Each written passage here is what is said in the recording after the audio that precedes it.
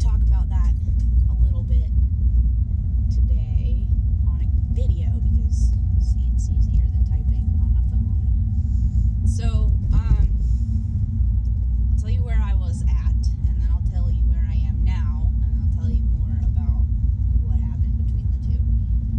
So, I used to, wake up every morning and puke up yesterday's undigested food. And there was a time where I actually stopped brushing my teeth in the morning because brushing my teeth would trigger my gag reflex and then I would vomit. And starting every single day vomiting is really not fun.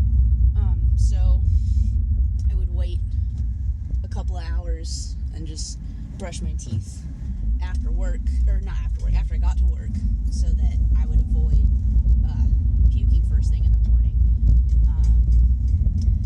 A lot of times I would wake up and my blood sugar would be sky high because I basically slept with a full stomach, and that to this day still creates a lot of issues for me. So I would either puke up yesterday's undigested food first thing in the morning, or if it didn't come up in that direction, it would take about 2 weeks to make its way all the way through my digestive tract. And I know this because my food came out whole, completely undigested in a lot of instances. So I could see, and I kept track in a log of what I was eating, and I could see exactly when that food came out. So I would go, a week, 10 days, sometimes 2 weeks without a bowel movement, and it would get to the point where I was so severely constipated and literally full of shit that I couldn't eat anything.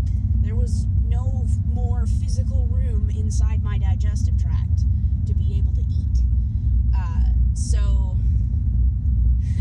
I would have to kind of just stick to liquids for a little bit to wait until the food would pass, and then I would have this purge cycle for a couple of days where everything in my digestive tract would all come out all at once, and I would visibly shrink.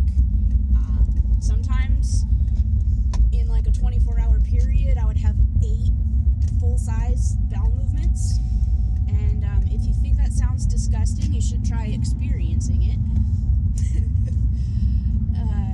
It was not pleasant. And at the same time, I was severely anemic. I was deficient in just about every vitamin you could be deficient in, and I felt like it was all due to the fact that I just couldn't digest my food at all. And I went to the endocrinologist at one point, and at this point I had pretty much self-diagnosed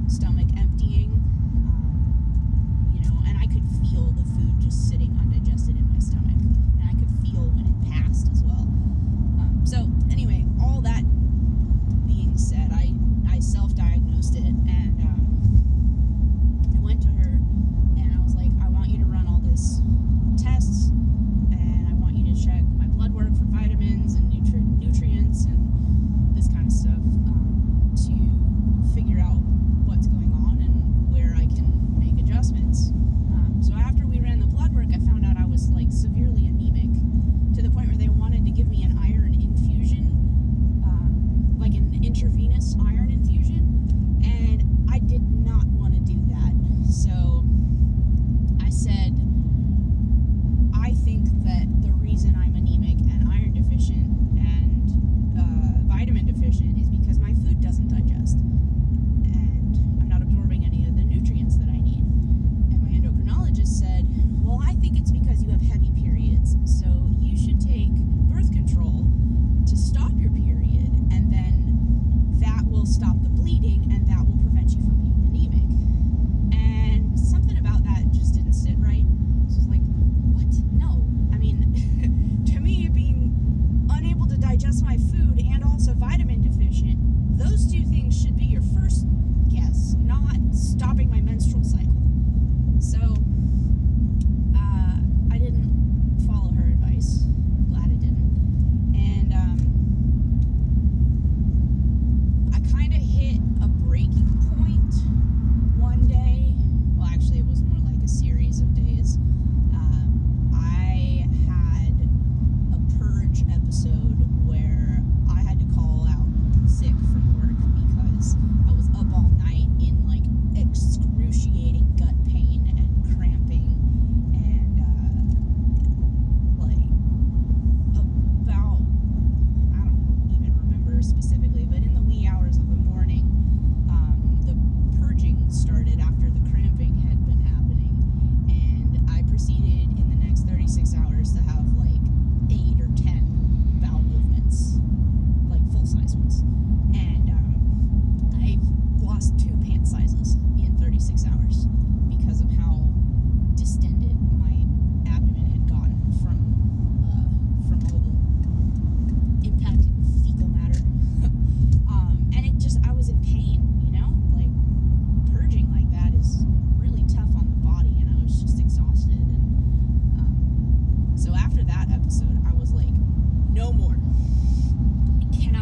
I can't handle this anymore. Like I swing wildly from one extreme to the other, and I go through these like literal gut-wrenching periods that are excruciating, and I can't keep doing this. I can't keep swinging from one extreme to the other and rigging myself out and skipping work because I'm so exhausted from like purging. I can't keep doing that. So I started looking for answers, and I knew my gut health was bad. I didn't know how to approach it though, so I started researching how to improve your gut health, and I came across this book called Gut and Psychology Syndrome by Dr. Natasha Campbell McBride. And this book, along with Dr. Bernstein's book, were the 2 books that like changed my life. They made the most impact on improving my health and improving my quality of life. Dr. McBride's book it was written for the treatment of mental disorders like schizophrenia and autism and stuff like that. But the root cause in her book and in her practice is gut health. So the whole book is focused on healing the gut. And I was like, well, I don't have mental problems, but I do have like all these other problems that are a direct result of my poor gut health. So why not? Let's see what happens. And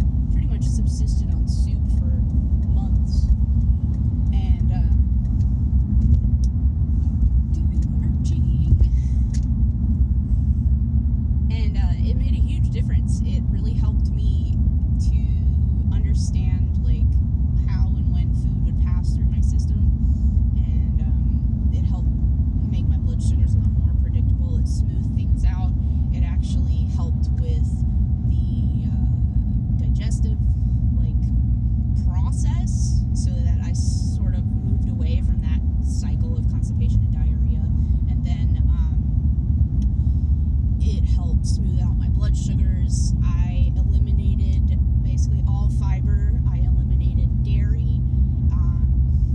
I eliminated most products, like packaged foods. I wasn't really eating much to begin with, but I just went cold turkey, none of that. I still ate some nuts here and there just as a snack, like, stop at the gas station, get some cashews or something. But for the most part, it was all liquid, and that made a huge difference. Before that, my whole life, I had been lactose intolerant, like badly lactose intolerant, to the point sometimes where it would make me sick. And with her method, I actually was able to reintroduce raw fermented dairy slowly into my diet, and it took a couple of months, but I cured my lactose intolerance by doing that, which I think is amazing. So let's see, I would say that was 3 years ago now, and now I'm not lactose intolerant anymore. I almost never get constipated. That cycle of constipation and diarrhea doesn't exist for me anymore. I have predictable stomach emptying, like fairly predictable. There's sometimes where I have flare-ups, but they're rare these days, like really rare. I almost never have that like excruciating gut cramping and pain. I know now what foods to limit or just avoid to prevent issues like that. I'm actually able to tolerate a lot more foods than I was before. It's been a wild journey, But so I did the GAPS intro diet, and then I did the full GAPS diet for a while.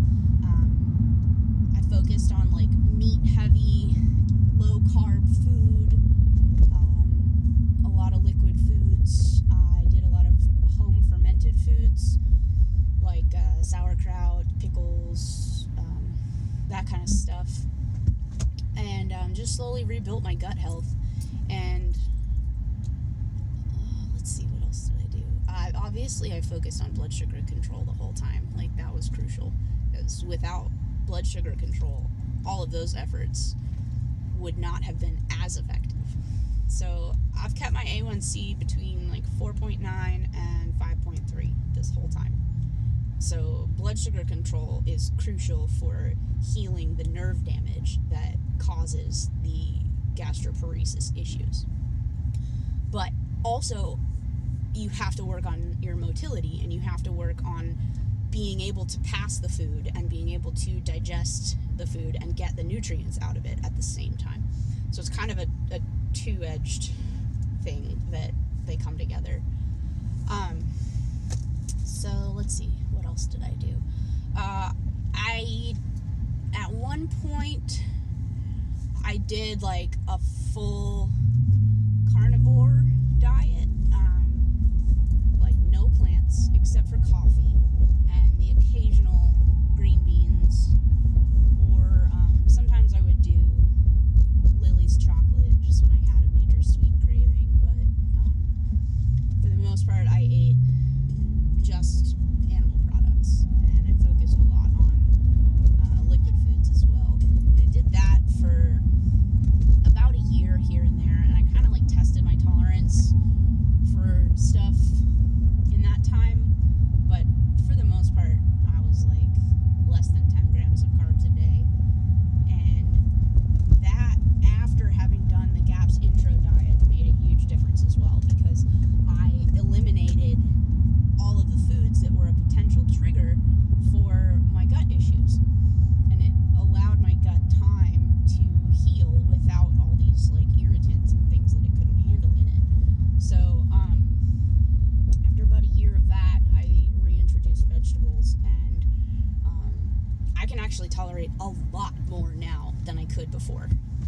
Like before, I couldn't eat a raw salad without expecting and getting like major constipation, and my skin would break out. Also, side note, my whole life I've had this thing called keratosis pilaris, and basically it's an autoimmune issue that affects your skin. It's like chicken skin, basically, and it affects the way that your skin secretes sebum, which is this sort of like waxy substance that lubricates your skin. And so I would have these like tiny little dots all over my skin that were kind of like pimples, and I could squeeze them and get the white stuff out of it. And ultimately, it's common for people who have gluten sensitivity. For me, mine is actually triggered a lot by cruciferous vegetables. So broccoli, cabbage, kale, cauliflower, Brussels sprouts, mustard greens, turnips, anything in that family actually used to cause my skin to break out, and it would happen on my thighs a lot. And so once I eliminated all of that, it went away completely, and it hasn't come back, even though I have reintroduced foods like that since then. I don't get those flare-ups anymore. So obviously my gut has healed a lot because of that. So it's this long, for me anyway, it's this long, drawn-out process of eliminating foods so that I can heal, keeping my blood sugars as controlled as possible within the best of my abilities, because gastroparesis can make things unpredictable and particularly challenging to manage your blood sugar. And then reintroducing foods appropriately. And I think that is a big thing to understand. So, it's a process. It's a long process. And I can't say that what worked for me will work for anyone else. And I can't say specifically whether you can heal from your gastroparesis. Everyone's different, and the level of damage for everyone changes. But I do firmly believe this, and I hold on to this belief, and I think that holding on to this belief is part of why I've had the success that I have. I believe that our bodies want to heal themselves, but you have to give them the proper circumstances and inputs to do so. You have to give them what they need in order to heal themselves. But if you do that, and if you hold on to the belief that your body can and will heal itself, it will. I'm leaps and bounds better than I ever have been in my entire life. And I attribute that to the fact that I wanted it. And then I was willing to do whatever it took to get it. Like I said, I can't guarantee that will be what you need, but I think it's important to identify what you need and to work with your body and work with whatever health team you have that may or may not be on your side to the best of your ability, and to educate yourself so that you can figure out what your body needs and how to heal it. That's kind of the gist of everything. It's not all of it. I'm sure I forgot some stuff. It's been this long process of like 5 years of all kinds of stuff that I've tried and done, and I'm sure I forgot to add some things, but I'm always willing to talk about it. I'm always willing to answer questions that anybody might have, and I hope that this either inspires you or helps you to find your own way to working with your diabetes and your complications to heal them and to help